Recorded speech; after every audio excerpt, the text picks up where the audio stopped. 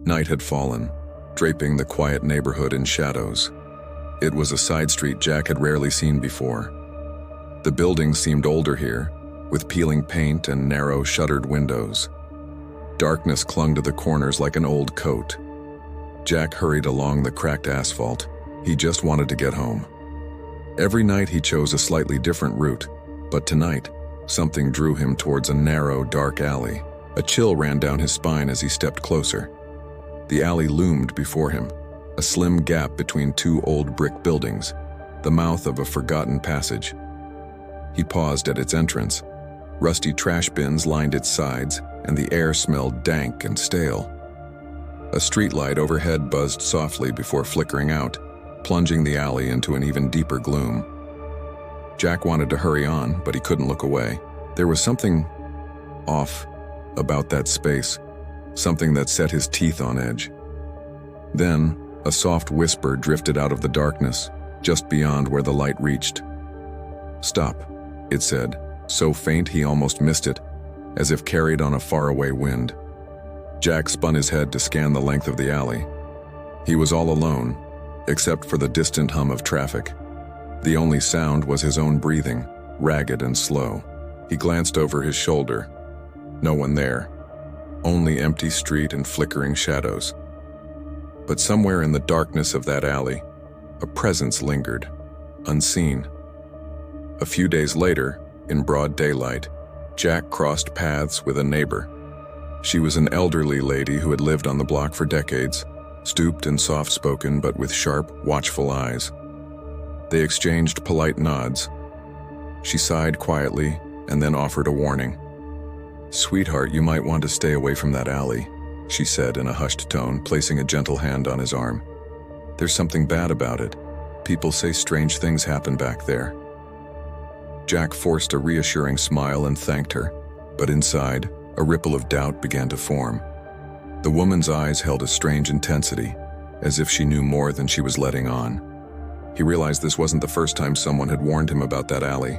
Her urgency stayed with him all afternoon. That night, as dusk fell, Jack found himself back on that same block. He'd lost track of time at the corner store, and now the street was empty and quiet. The narrow alley lay ahead once more. He stopped at the curb, looking at it from the safety of the light. Curious and deeply uneasy, he stepped forward. As he approached, he noticed details he had missed before. Faded graffiti smeared on the brick walls, gnarled vines creeping through cracks in the pavement. Wet patches stained the ground, dark spots that looked almost too damp. Near a leaning trash bin, he saw bits of scrap wood and torn fabric, remnants of something once playful, now long abandoned. An old, rusty bicycle wheel, bent out of shape, lay half hidden in the shadows. Every sight and smell made the alley seem even more forlorn than he had imagined. The moment his foot crossed into the alley, a sudden gust of cold air swept by him. The streetlight behind him flickered violently, and Jack's heart slammed against his ribs. Something was following him. A soft clatter sounded from behind, the faintest shuffle, like a shoe scraping on concrete. He spun around. His eyes caught a pale shape gliding just beyond the pool of light, hunched and slightly shimmering. The silhouette was not quite human, barely more than a shadow. For a split second, Jack felt its gaze upon him, cold, hungry eyes that burned with something inhuman. His breath caught in his throat. Then he blinked and it was gone. The alley was empty once again, silent except for the sound of his own pounding heartbeat. Jack wanted to bolt, but his legs felt frozen in place. He forced himself to take a slow step forward. "Hello?" he called out, his voice cracking. The words echoed against the bricks, but no response came. He cleared his throat and tried again, but still nothing. The silence was absolute. Then the whisper came again from the darkness just ahead. "Wait, come back," it cooed, clear as if carried on a breath of air. Jack stumbled backwards, his skin prickling. The voice was familiar, strangely intimate. It hissed out his name. "Jack, come back," it whispered, no longer faint but urgent and husky. He coughed, unsure if the sound was real or just in his head. Every fiber of his being screamed at him to run, but he stood frozen. Finally, with his heart hammering, Jack decided he'd had enough. He turned on his heel and hurried out of the alley, shoulders hunched, eyes darting behind him. Outside on the empty street, he dared one glance back. There it was again, the pale silhouette at the very mouth of the alley, just where shadow met light.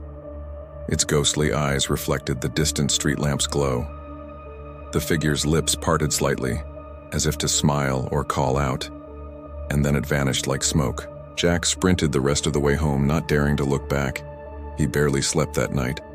Every creak of the house made him jump. Around 2 a.m., he was jolted awake by a sound, a gentle tapping on his bedroom window. It was too rhythmical, too deliberate to be a tree branch. Jack's heart lurched. He threw back the curtains but saw nothing beyond the glass. The quiet street offered no clues. Still shaken, he climbed back into bed. As soon as his head hit the pillow, a hoarse whisper came from the darkness outside. "Jack, why did you leave?" The words floated on the wind, carried by a voice not quite human. He choked back a scream and pulled the covers over his head, trembling until dawn. Jack never mentioned the alley to anyone after that. The fear was his own secret. Each time his route took him past that street corner, his pace would quicken, and his eyes would dart toward the shadows, though he never went in again. From that night on, he never walked through that dark alley. Whenever he passed its entrance, his heart skipped a beat, but he never looked back. He often told himself he was just being overly cautious, but he could never shake the feeling that the alley had marked him. Sometimes, late at night when the wind stirred just right, he thought he heard a faint whisper on the air, but he pretended not to listen. The alley remained there in the distance, silent, watchful, and Jack kept walking, never letting its darkness touch him again. Thank you so much for listening to tonight's story. If you enjoyed it, please hit that like button and subscribe for more tales from the shadows. Stay safe out there, and we'll see you in the next video.